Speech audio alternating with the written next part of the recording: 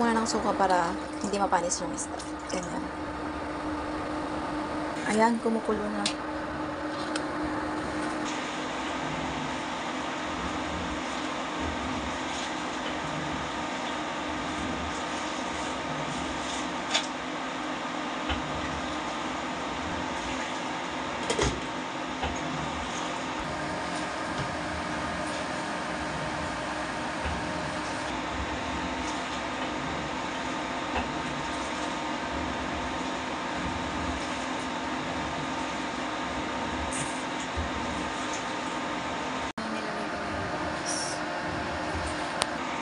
Gagawin natin is smoked fish. Yan. Tapos may isang bangus. Yan lahat. Patuyuin muna natin. Para tumigas konti.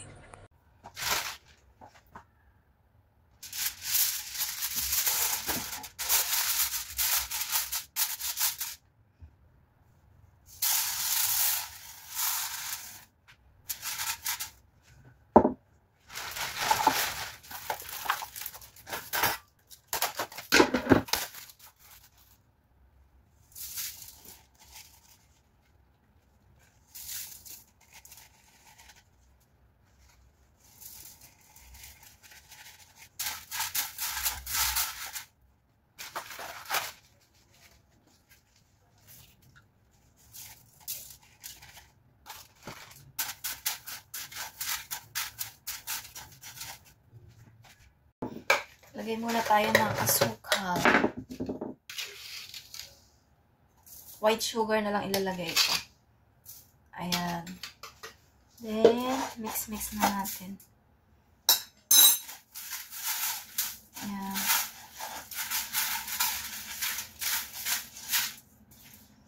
Ayan na po siya. Then, lagay na natin yung patungan ng isda. Diyan natin lalagay yung mga isda. Ayan, ipapatong muna natin itong bangus. Dahan-dahan lang kasi baka maputol. And then, maglagay tayo ng isang isdang ganito. Ay, dahan-dahan. Baka maputol yung ulo. Oops, yan. Ayan, nakaayos na siya. Ayan. Then, on na natin. Takpan na. Guys, umuusok na. Ayan oh. Worth it. Just wait na lang. Yung result ng ginawa natin. Taran! Wow, nagkulay na siya. Wait natin yung medyo ano pa. Para isunod na natin yung iba. Ayan, tanggalin na natin.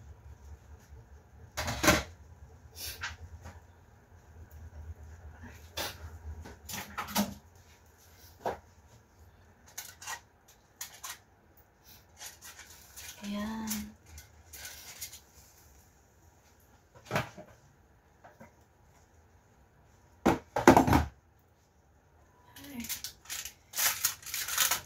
Asyan.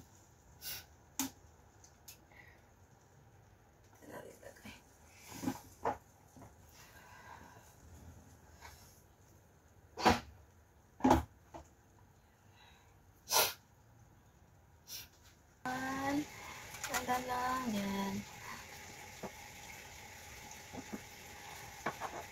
Ay, wag ko na. Wag ko na nga.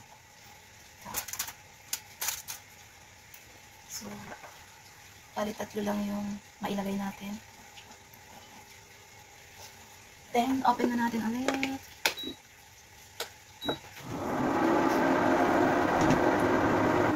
Ito na po siya. Yan yung bangus. Then, yung iba, tinulot ko na lang sa oven. Tinanggal ko na dyan. Ayan, sa oven ko na lang siya nilagay. Tingnan nyo.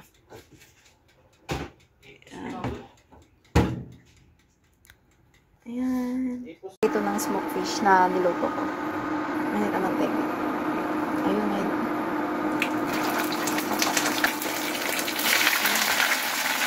Ayan, na-sprinito ko na yung ginawang smoked fish. Ayan, luto na siya, oh. See? Ayan. Hanguin ko lang.